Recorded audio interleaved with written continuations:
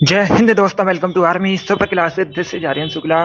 दोस्तों, सुबह 10 बज चुके हैं। जैसा कि आप सब जानते हैं, डेली सुबह 10 बजे स्पेशल आरपीएफ के लिए क्लास होती है। तो आज की क्लास में हम जीके के 60 इंपॉर्टेंट क्वेश्चन डिस्कस करेंगे विद एक्स्ट्रा फैक्ट। ये सभी टॉप के क्वेश्चन होंगे, इंपॉर्टेंट क्वेश्चन होंगे। कुछ ऐसे प्रश्न हैं जो आरपीएफ की परीक्षाओं में पूछे गए हैं, तो सभी क्लास को ध्यान से देखिएगा। 50 क्वेश्चन पूछे जाएंगे जीके परीक्षा में। हमारा 50 में 50 का टारगेट है। इसके लिए डेली सभी लोग सुबह 10 बजे सेशन को ज्वाइन कीजिएगा। स्पेशल आरपीएफ के लिए सेशन होता है। गुड मॉर्निंग सभी को। गुड मॉर्निंग दोस्तों। चलिए शुरू करते हैं आज की क्लास। इसका आंसर करिएगा क्वेश्चन नंबर फर्स्ट के लिए। क्वेश्चन इस प्रकार से है, भारत का सबसे बड़ा शेयर बाजार निम्न में से कौन सा है? सभी बताइएगा, भारत का सबसे बड़ा शेयर बाजार इनमें से कौन सा है? दिल्ली, कोलकाता, मुंबई या फिर चेन्नई? इसका right answer option number C होगा, Mumbai. Yes, option number C correct answer होगा। मुंबई भारत का सबसे बड़ा शेयर बाजार है, तो ऑप्शन नंबर सी इसका राइट आंसर होगा। मुंबई महाराष्ट्र की राजधानी है। भारत की आर्थिक राजधानी भी कहा जाता है मुंबई को। और मुंबई को भारत में 7 टापुओं के शहर के नाम से जाना जाता है, आप लोग याद रखिएगा। आरबीआई का हेडक्वार्टर कहाँ पर है, पूछा जाता है परीक्षा में। मुंबई में है। एसबीआई का हेडक्वार्टर भी मुंबई में है। बीसीसीआई, जितने भी भारत में क्रिकेट मैच होते हैं उनको कौन रेगुलेट करता है? बीसीसीआई। बीसीसीआई का हेडक्वार्टर भी मुंबई में है, आप लोग याद रखिएगा। और एक क्वेश्चन पूछा गया था परीक्षा में, नाबार्ड का मुख्यालय कहाँ पर है? नाबार्ड का हेडक्वार्टर कहाँ पर है? तो आप लोग याद रखिएगा, नाबार्ड का मुख्यालय भी मुंबई में है। और मुंबई को भारत का प्रवेश द्वार भी कहा जाता है। ये पूछा हुआ क्वेश्चन है, प्रीवियस ईयर क्वेश्चन है। जिसमें भी क्वेश्चन नंबर फर्स्ट का ऑप्शन नंबर सी दिया, उनका सही उत्तर है मुंबई, करेक्ट आंसर होगा। इसका आंसर करिएगा क्वेश्चन नंबर 2 के लिए। निम्न में से कौन सी धातु विद्युत तार बनाने के लिए उपयोग की जाती है? विद्युत तार बनाने के लिए किस धातु का उपयोग किया जाता है? चांदी, तांबा, लेड, मैग्नीशियम? इस प्रकार से ऑप्शन हैं। जिसने अभी लाइव सेशन को लाइक नहीं किया है, लाइक कीजिए, शेयर कीजिएगा। चैनल पर नए हैं, चैनल को सब्सक्राइब कीजिए, बेल आइकन को प्रेस कीजिए ताकि सभी नोटिफिकेशन आप तक पहुंच सकें। बी करेक्ट आंसर होगा कॉपर का। Yes, option number B correct answer होगा। कॉपर का प्रयोग किया जाता है, उपयोग किया जाता है विद्युत तार बनाने के लिए। बी करेक्ट आंसर होगा इसका। बहुत अच्छे, यस, बी करेक्ट आंसर होगा। अब इसका आंसर करिए क्वेश्चन नंबर 3 के लिए। कटनी किसके लिए प्रसिद्ध है? कटनी में स्थित है सीमेंट कारखाना, उर्वरक कारखाना, स्कूटर कारखाना या फिर साइकिल कारखाना? इस प्रकार से ऑप्शन हैं। तो सभी जल्दी से आंसर करिए क्वेश्चन नंबर 3 के लिए। ये सभी टॉप के क्वेश्चन है, इंपॉर्टेंट क्वेश्चन है। इसी प्रकार के क्वेश्चन परीक्षा में पूछे जाएंगे आरपीएफ की, तो सभी क्लास को ध्यान से देखिएगा। अब इसका आंसर करिए क्वेश्चन नंबर 3 के लिए। ए करेक्ट आंसर होगा सीमेंट कारखाना है। यस, ऑप्शन नंबर ए इसका राइट आंसर होगा। कटनी में सीमेंट कारखाना है, ए करेक्ट आंसर होगा। दूसरा पूछा जाएगा क्वेश्चन, कटनी कहां पर है? तो आप लोग याद रखिएगा, मध्य प्रदेश में है। कहां पर है? मध्य प्रदेश में है। और सीमेंट कारखाना है, तो ऑप्शन नंबर ए इसका राइट आंसर होगा। आगे बढ़ते हैं। इसका आंसर करिए क्वेश्चन नंबर 4 के लिए। मौर्य साम्राज्य की राजधानी क्या थी? मौर्य साम्राज्य की स्थापना किसने की थी? चंद्रगुप्त मौर्य ने की थी, कई बार मैंने आपको बताया है। और मौर्य साम्राज्य के अंतिम शासक पूछे जाए तो बृहद्रथ मौर्य साम्राज्य के अंतिम शासक थे। मौर्य साम्राज्य की राजधानी बताइएगा। सभी जल्दी से आंसर करिए क्वेश्चन नंबर 4 के लिए। पाटलिपुत्र, कुशीनगर, वैशाली या फिर इंद्रप्रस्थ? ए करेक्ट आंसर होगा पाटलिपुत्र। वर्तमान में पटना नाम है। और पाटलिपुत्र मौर्य साम्राज्य की राजधानी थी। ऑप्शन नंबर ए का राइट आंसर है। सभी ने करेक्ट आंसर दिया इस बार आप सभी के राइट आंसर हैं। ए करेक्ट आंसर होगा, पाटलिपुत्र करेक्ट आंसर होगा। अब इसका आंसर करिए क्वेश्चन नंबर 5 के लिए। भारतीय राजनीतिक व्यवस्था में इनमें से सर्वोच्च है, क्या सर्वोच्च है? सुप्रीम कोर्ट, संविधान, संसद या फिर धर्म? इस प्रकार से ऑप्शन हैं। ये करेक्ट आंसर नहीं होगा। सुप्रीम कोर्ट करेक्ट आंसर नहीं होगा इसका। बी करेक्ट आंसर होगा, संविधान। Yes, option number B correct answer होगा। भारतीय राजनीतिक व्यवस्था में सर्वोच्च संविधान है, तो ऑप्शन नंबर 20 का राइट आंसर होगा। यस, बी करेक्ट आंसर है। बहुत अच्छे। इसका आंसर करिएगा क्वेश्चन नंबर 6 के लिए। आपको बताना है शरीर में श्वेत रक्त कोशिकाओं का मुख्य कार्य क्या होता है? शरीर में जो श्वेत रक्त कोशिकाएं होती हैं, इनका मुख्य कार्य क्या होता है, ये आपको बताना है। गुड आंसर सभी लोग दीजिए, राइट या रॉन्ग आप लोग आंसर करिएगा। कोई क्वेश्चन नहीं आता उसे नोट डाउन कर सकते हो। ए करेक्ट आंसर होगा, शरीर को रोगों से बचाना। यस, ऑप्शन नंबर इसका राइट आंसर है। शरीर में जो श्वेत रक्त कोशिकाएं होती हैं, मुख्य कार्य होता है शरीर को रोगों से बचाना। ए करेक्ट आंसर होगा इसका। इसका आंसर करिएगा क्वेश्चन नंबर 7 के लिए। बताइए गोविंद सागर लेक कहां पर है भारत में? गोविंद सागर लेक भारत में कहां पर है? हिमाचल प्रदेश, पंजाब, राजस्थान या फिर जम्मू कश्मीर में? इसका right answer option number A होगा, हिमाचल प्रदेश में। या तो ऑप्शन नंबर ए इसका राइट आंसर होगा, हिमाचल प्रदेश में गोविंद सागर लेक है। तो ऑप्शन नंबर इसका राइट आंसर है। अब इसका आंसर करिए क्वेश्चन नंबर 8 के लिए। आपको बताना है अस्थायी लोकसभा अध्यक्ष प्रोटम स्पीकर नियुक्ति कौन करता है। ये अच्छा क्वेश्चन है, पॉलिटी संबंधित क्वेश्चन है। इसका करेक्ट आंसर बताइएगा, प्रोटेम स्पीकर की नियुक्ति कौन करता है। राष्ट्रपति, उपराष्ट्रपति, निवर्तमान लोकसभा अध्यक्ष या फिर निर्वाचन आयोग। इस प्रकार से ऑप्शन हैं। तो सभी इसका आंसर करिए क्वेश्चन नंबर 8 के लिए। गुड। ए करेक्ट आंसर होगा इसका प्रेसिडेंट। या तो ऑप्शन नंबर इसका राइट आंसर है, राष्ट्रपति प्रोटेम स्पीकर की नियुक्ति करता है। तो ऑप्शन नंबर इसका राइट आंसर है। जिसने क्वेश्चन नंबर 8 का ऑप्शन नंबर ए दिया उनका सही उत्तर है। ए करेक्ट आंसर होगा इसका, राष्ट्रपति करेक्ट आंसर है। इसका आंसर करिए क्वेश्चन नंबर 9 के लिए। विश्व जनसंख्या दिवस कब मनाया जाता है। सभी इसका आंसर करिएगा। विश्व जनसंख्या दिवस कब मनाया जाता है, इसका राइट आंसर क्या होगा। ए करेक्ट आंसर होगा 11 जुलाई को। यस, ऑप्शन नंबर इसका राइट आंसर है। 11 जुलाई को प्रतिवर्ष विश्व जनसंख्या दिवस मनाया जाता है। ए करेक्ट आंसर होगा इसका। यस, बहुत अच्छे। अब इसका आंसर करिएगा क्वेश्चन नंबर 10 के लिए। बताइए गढ़वाली कहाँ का फोक डांस है। गढ़वाली कहाँ का फोक डांस है ये आपको बताना है। उत्तराखंड, उत्तर प्रदेश, मध्य प्रदेश या फिर गुजरात का। इसका right answer option number A होगा, उत्तराखंड का। यस, ऑप्शन नंबर इसका राइट आंसर है। उत्तराखंड का लोक नृत्य है गढ़वाली। ए करेक्ट आंसर होगा। मध्य प्रदेश करेक्ट आंसर नहीं होगा, उत्तराखंड का लोक नृत्य है। इसका आंसर करिए क्वेश्चन नंबर 11 के लिए। What is the full form of FM। FM का पूरा नाम क्या होता है। FM का फुल फॉर्म आपको बताना है।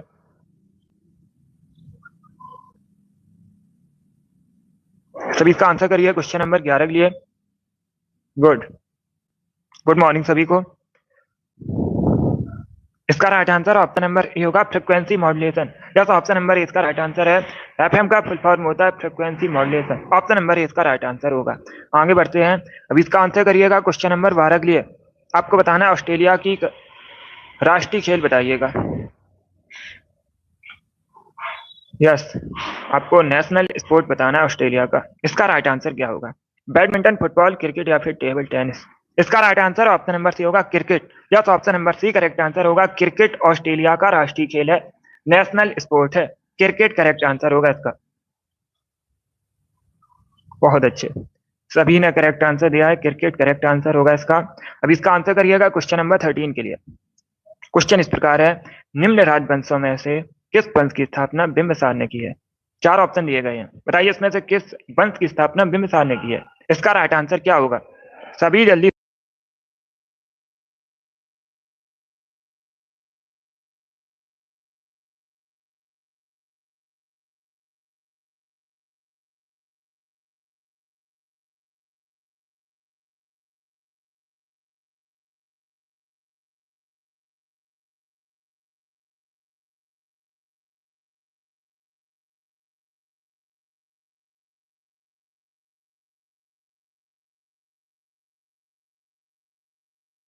इसका आंसर करिएगा क्वेश्चन नंबर 13 के लिए। आपको बताना है किस पंथ की स्थापना बिंबिसार ने की है। तो सभी इसका आंसर करिए क्वेश्चन नंबर 13 का। बताइए इसका राइट आंसर क्या होगा। इसका राइट आंसर होगा ऑप्शन नंबर ए, हर्यक वंश की। Yes, option number C correct answer होगा। हर्यक वंश की स्थापना किसने की है, बिंबिसार ने की है। सी करेक्ट आंसर होगा। नंद वंश की स्थापना आप लोग याद रखिएगा, महापद्मानंद ने की थी। मौर्य वंश की स्थापना अभी मैंने आपको बताया था, चंद्रगुप्त मौर्य ने की थी। और गुप्त वंश की स्थापना श्री गुप्त ने की थी। तो चारों ऑप्शन को आप लोग याद रखिएगा, चारों से परीक्षा में क्वेश्चन पूछे जा सकते हैं। जिसमें क्वेश्चन नंबर 13 का ऑप्शन नंबर सी दिया उनका सही उत्तर है, हर्यक वंश करेक्ट आंसर होगा। अब इसका आंसर करिए क्वेश्चन नंबर 14 के लिए। मोमबत्ती रासायनिक ऊर्जा को किसमें कन्वर्ट करती है। इसका राइट आंसर क्या होगा।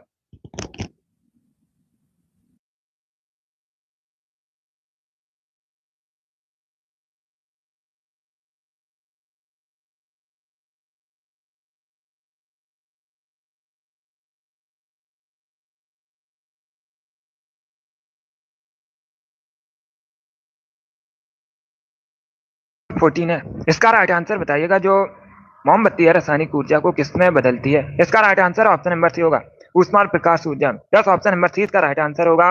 मोमबत्ती रासायनिक ऊर्जा को प्रकाश और ऊष्मा ऊर्जा में बदलती है। सी करेक्ट आंसर होगा इसका। जिसने अभी क्वेश्चन नंबर 14 का ऑप्शन नंबर सी दिया उनका सही उत्तर है। बहुत अच्छे, चलिए आगे बढ़ते हैं। अब इसका आंसर करिए क्वेश्चन नंबर 15 के लिए। आपको बताना है मेढक के हृदय में कितने भाग होते हैं। सभी जल्दी से आंसर करिए, बताइए इसका राइट आंसर क्या होगा। मेढक के हृदय में कितने भाग होते हैं। 4, 6, 3, 8। इस प्रकार से ऑप्शन हैं। क्या पूछा गया है, मेढक के हृदय में कितने भाग होते हैं। इसका right answer option number C होगा, 3। या तो option number C correct answer होगा। सी करेक्ट आंसर होगा इसका। मेढक के हृदय में 3 भाग होते हैं। ये इंपॉर्टेंट क्वेश्चन है, बहुत सी परीक्षा में पूछा हुआ क्वेश्चन है, इसे आप लोग याद रखिएगा। सी करेक्ट आंसर होगा इसका। अभी इसका आंसर करिए क्वेश्चन नंबर 16। आपको बताना है हमारे भारतीय संविधान में कितने मूल कर्तव्य हैं। हमारे भारतीय संविधान में कितने मूल कर्तव्य हैं? 12, 8, 11 या फिर 9? इस प्रकार से ऑप्शन है। इसका right answer option number C होगा 11। या तो option number C correct answer होगा। भारतीय संविधान में कितने मूल कर्तव्य हैं? 11 मूल कर्तव्य हैं। इसका right answer option number C होगा। अब इसका आंसर करिए क्वेश्चन नंबर 17 के लिए। तो इसका आंसर करिए क्वेश्चन नंबर 17 के लिए। न्यू इंडिया नामक पुस्तक किसने लिखी है? इंपॉर्टेंट क्वेश्चन है, इसका करेक्ट आंसर बताइएगा। न्यू इंडिया नामक पुस्तक के लेखक कौन है? बी करेक्ट आंसर होगा एनी बेसेंट। या तो option number B correct answer है। एनी बेसेंट ने न्यू इंडिया नामक पुस्तक लिखी है, तो ऑप्शन नंबर 20 का राइट आंसर होगा। अब देखिएगा, अगर पूछना परीक्षा में भारतीय राष्ट्रीय कांग्रेस की पहली महिला अध्यक्ष कौन थी, तो आप लोग याद रखिएगा एनी बेसेंट भारतीय राष्ट्रीय कांग्रेस की पहली महिला अध्यक्ष थी। इसका राइट आंसर आप सभी इसका आंसर करिएगा।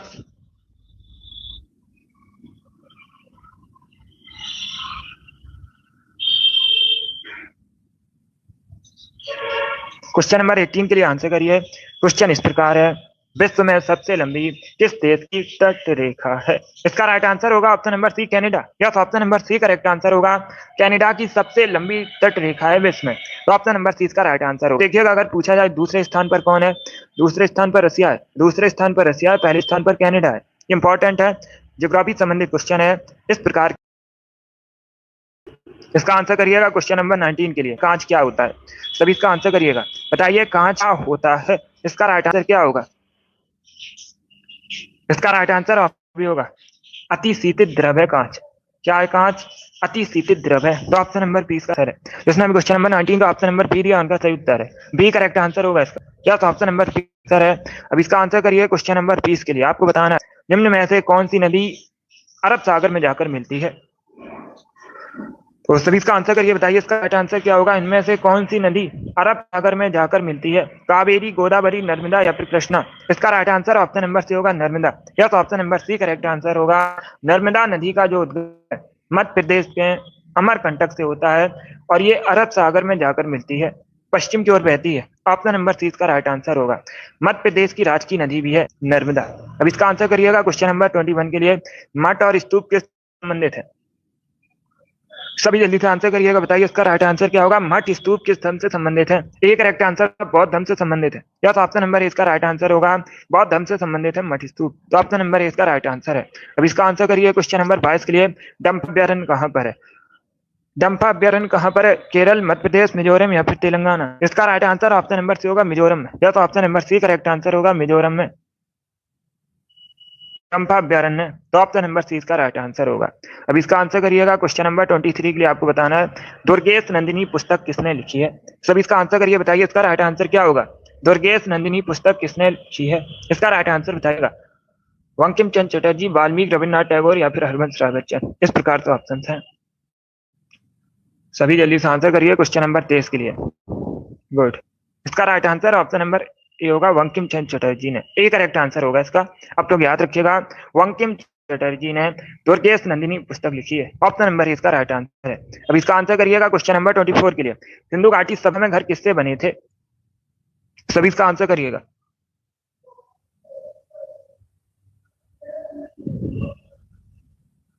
यस, जो खंबात की खाड़ी है अरब सागर में है।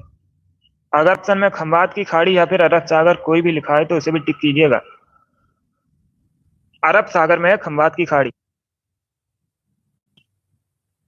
इसका आंसर करिए क्वेश्चन नंबर 24 के लिए। आपको बताना है सिंधु सभ्यता में घर किससे बने थे? इसका right answer option number B होगा पक्की ईंटों से। Yes, option number B correct answer होगा। पक्की ईंटों से बनी थी सिंधु घाटी सभ्यता में घर। ऑप्शन नंबर 20 का राइट आंसर है। जिसने भी क्वेश्चन नंबर 24 का ऑप्शन नंबर बी दिया उनका सही उत्तर है बी करेक्ट आंसर होगा। अभी इसका आंसर करिए क्वेश्चन नंबर 25 के लिए। गडकरी विद्रोह कब हुआ था? 1844 में हुआ था। केंद्र कहां पर था? इसका राइट आंसर बताइएगा।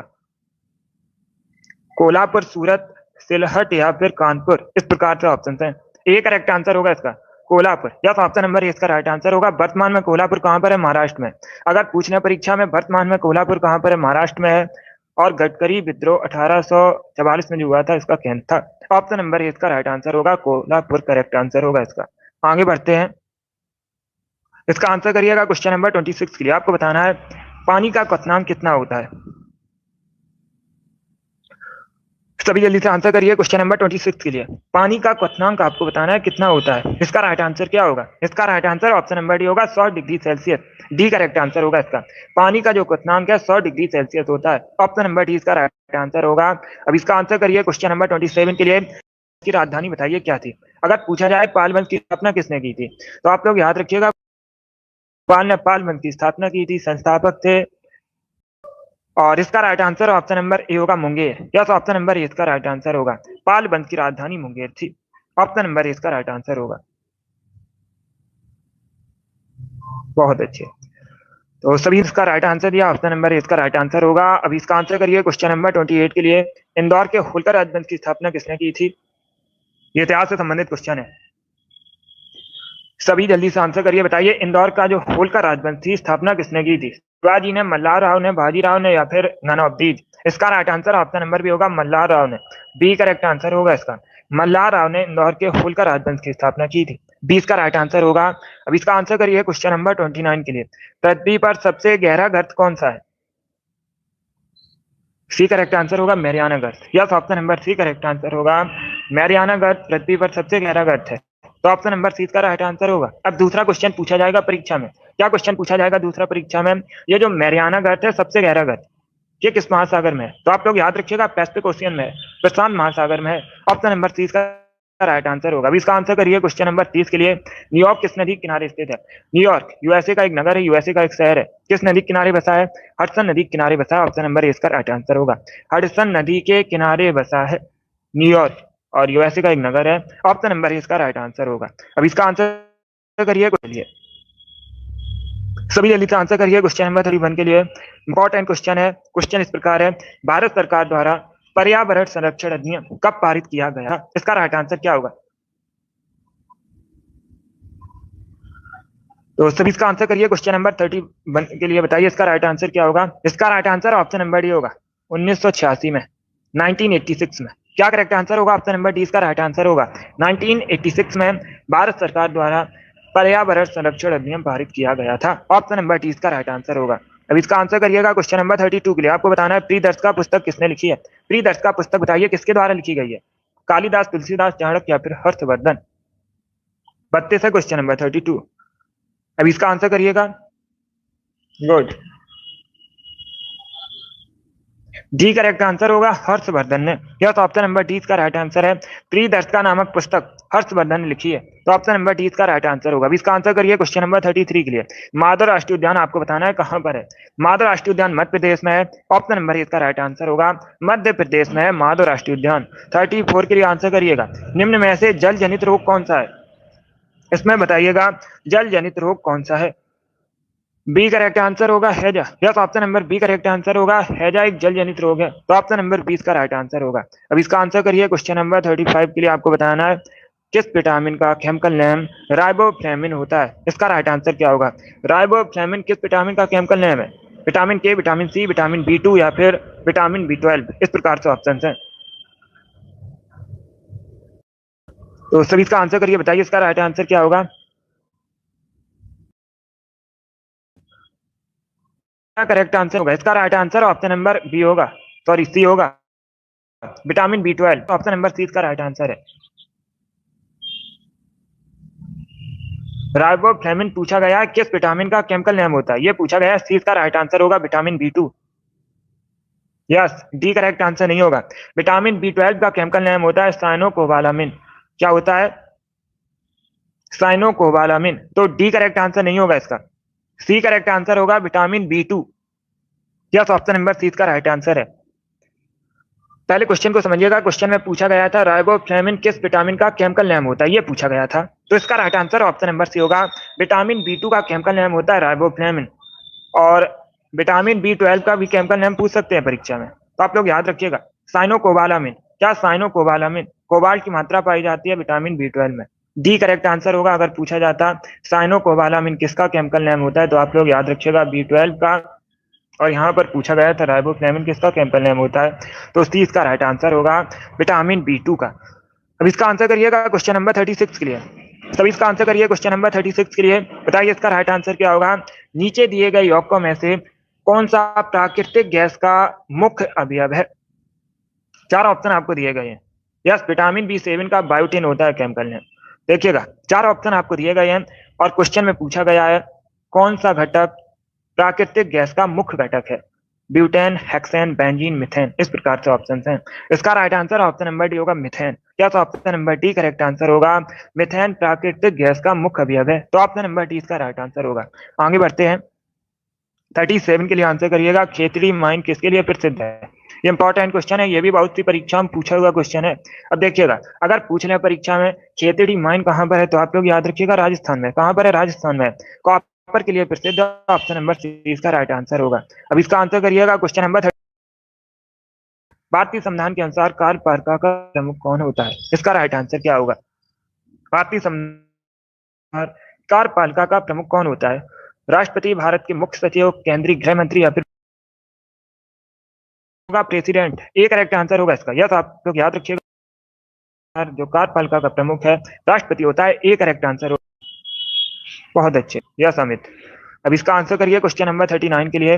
नंद वंश का अंतिम शासक कौन था। नंद वंश का अंतिम शासक आपको बताना है। अभी मैंने आपको बताया था नंद वंश की स्थापना किसने की थी, महापद्मानंद ने। अंतिम शासक था घनानंद। ऑप्शन नंबर ए इसका राइट आंसर होगा। अब इसका आंसर करिए क्वेश्चन नंबर 40 के लिए। भारत की राजभाषा हिंदी है, तो ऑप्शन नंबर ए इसका राइट आंसर होगा। यस, भारत की राजभाषा पूछी गई है, हिंदी राजभाषा है। इसका आंसर करिए क्वेश्चन नंबर 41 के लिए। आपको बताना है नगर पालिका का कार्यकाल कितने वर्षों का होता है। सभी इसका आंसर करिएगा। नगर पालिका का कार्यकाल आपको बताना है कितने वर्षों का होता है। अगर पूछा जाए भारतीय संविधान का कौन सा भाग नगर पालिकाओं से संबंधित है, ये इंपॉर्टेंट क्वेश्चन है, पूछा जाता है परीक्षा में। बहुत अच्छे, यस अमित। अब देखिएगा, अगर पूछा जाए परीक्षा में क्वेश्चन कौन सा भाग भारतीय संविधान का नगर पालिका से संबंधित है, तो आप लोग याद रखिएगा भाग 9A। कौन सा भाग 9A नगर पालिकाओं से संबंधित है। कार्यकाल 5 वर्षों का होता है। सी इसका राइट आंसर होगा। 42 के लिए आंसर करिएगा। DOS का फुल फॉर्म बताइए क्या होता है। सभी इसका आंसर करिएगा, बताइए इसका राइट आंसर क्या होगा। DOS का आपको फुल फॉर्म बताना है। इसका right answer option number C होगा, डिस्क ऑपरेटिंग सिस्टम। क्या करेक्ट आंसर होगा। सी इसका राइट आंसर होगा। DOS का फुल फॉर्म होता है disk operating system. C correct answer होगा। अब इसका आंसर करिए क्वेश्चन नंबर 43 के लिए। टेस्ट ऑफ माई लाइफ तक किसने लिखी है। टेस्ट ऑफ माई लाइफ पुस्तक युवराज सिंह ने लिखी है। सी इसका राइट आंसर होगा। युवराज सिंह भारतीय क्रिकेटर है, इन्होंने टेस्ट ऑफ माई लाइफ पुस्तक लिखी है। 44 के लिए आपको फुटबॉल की एक टीम में खिलाड़ियों की संख्या कितनी होती है। सभी जल्दी से बताइएगा, फुटबॉल की एक टीम में खिलाड़ियों की संख्या कितनी होती है। सी करेक्ट आंसर होगा 11। यस, ऑप्शन नंबर सी का राइट आंसर संख्या 11 होती है। सी का राइट आंसर होगा। अब इसका आंसर करिए क्वेश्चन नंबर। सर्वप्रथम दिखाई देने वाला कंप्यूटर वायरस कौन सा है। भारत में सर्वप्रथम दिखाई देने वाला कंप्यूटर वायरस आपको बताना है। इसका right answer option number A होगा, सी brain. Yes, option number A इसका राइट आंसर होगा ब्रेन। भारत में सर्वप्रथम दिखाई देने वाला कंप्यूटर वायरस है, तो ऑप्शन नंबर ए इसका राइट आंसर। अब इसका आंसर करिएगा क्वेश्चन नंबर 46 ये। कालाजार बुखार किससे फैलता है। कालाजार बुखार किससे फैलता है। रेतीली मक्खी के काटने से। ऑप्शन नंबर सी इसका राइट आंसर होगा। रेतीली मक्खी के काटने से फैलता है काला बुखार, तो ऑप्शन नंबर सी इसका राइट आंसर होगा। अब इसका आंसर करिएगा क्वेश्चन नंबर 47 के लिए। 5G स्पेक्ट्रम में जी का अर्थ आपको बताना है क्या होता है। जी का फुल फॉर्म बताइए क्या होता है। 5G में जो जी है इसका बताइए अर्थ क्या होता है, तो सी करेक्ट आंसर होगा जनरेशन। या तो option number C correct answer होगा। जी का अर्थ होता है जनरेशन, सी करेक्ट आंसर होगा। अब इसका आंसर करिएगा क्वेश्चन नंबर 48 के लिए। केंद्रीय सतर्कता आयोग का गठन कब हुआ था। अगर पूछना परीक्षा में केंद्रीय सतर्कता आयोग का मुख्यालय कहां पर है, तो आप लोग रखिएगा नई दिल्ली में, न्यू दिल्ली में केंद्रीय सतर्कता आयोग का मुख्यालय है।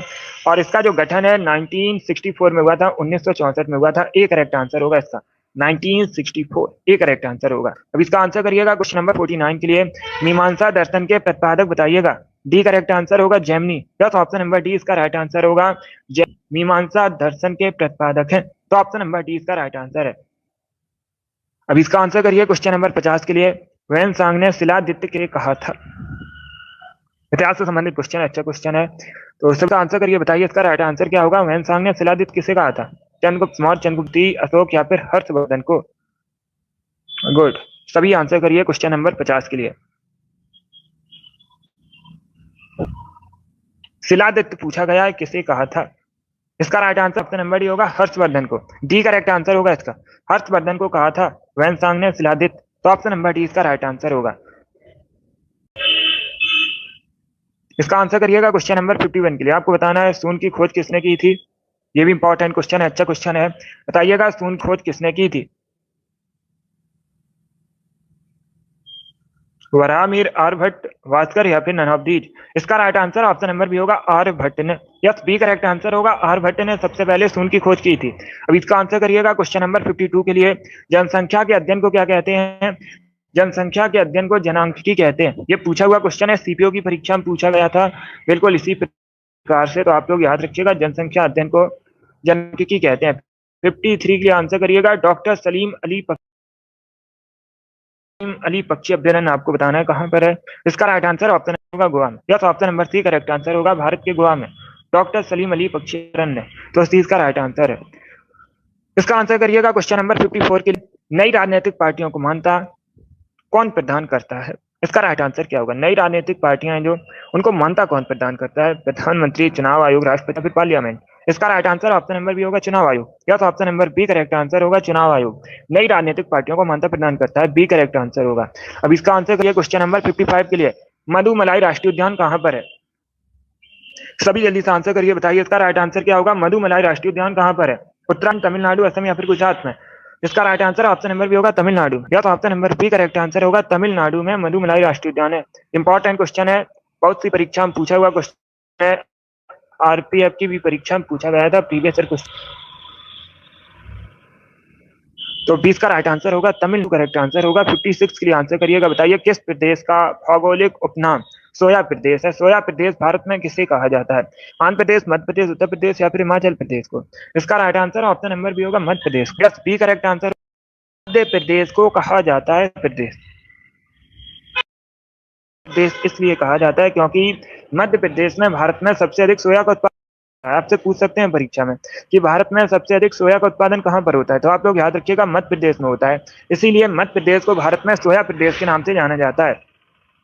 57 के लिए आंसर करिएगा, इंडियन लिबरल फेडरेशन की स्थापना किसने की थी? इसका राइट आंसर बताइए, इंडियन लिबरल फेडरेशन की स्थापना किसने की थी? ए करेक्ट आंसर होगा, सुरेंद्र नाथ बनर्जी ने। यस, ए करेक्ट आंसर होगा, सुरेंद्र नाथ बनर्जी ने इंडियन लिबरल फेडरेशन की स्थापना की थी। तो ऑप्शन नंबर इसका राइट होगा। आगे बढ़ते हैं, 58 के लिए आंसर करिएगा, धमेक स्तूप भारत में कहां पर स्थित है? भागलपुर, बिहार, गंगटोक, सिक्किम, सारनाथ उत्तर प्रदेश या फिर उज्जैन मध्य प्रदेश? इस प्रकार से ऑप्शन हैं। धमेक स्तूप बताना है कहां पर स्थित है। सी करेक्ट आंसर होगा, उत्तर प्रदेश के सारनाथ में। Yes, option number C correct answer होगा, उत्तर प्रदेश के सारनाथ में धमेक स्तूप है। सी करेक्ट आंसर होगा। आंसर करिएगा क्वेश्चन नंबर 59 के लिए। ओमान की राजधानी बताइए, what is the capital of Oman? Oman की राजधानी बताइएगा। इसका right answer option number D होगा, मस्कट। या तो ऑप्शन नंबर डी इसका राइट आंसर है, मस्कट ओमान की राजधानी या कैपिटल है, डी करेक्ट आंसर होगा। अब इसका आंसर करिए क्वेश्चन नंबर 60 के लिए। आज का लास्ट क्वेश्चन है, प्राचीन भारत में निष्क या निशाका एक ही बात है के नाम से किसे जाना जाता था? तो इसका right answer option number A होगा, स्वर्ण आभूषण को। या तो ऑप्शन नंबर ए इसका राइट आंसर है। वैदिक भारत में स्वर्ण आभूषण को निष्क या निशाका नाम से जानते थे। ऑप्शन नंबर ए इसका राइट आंसर होगा।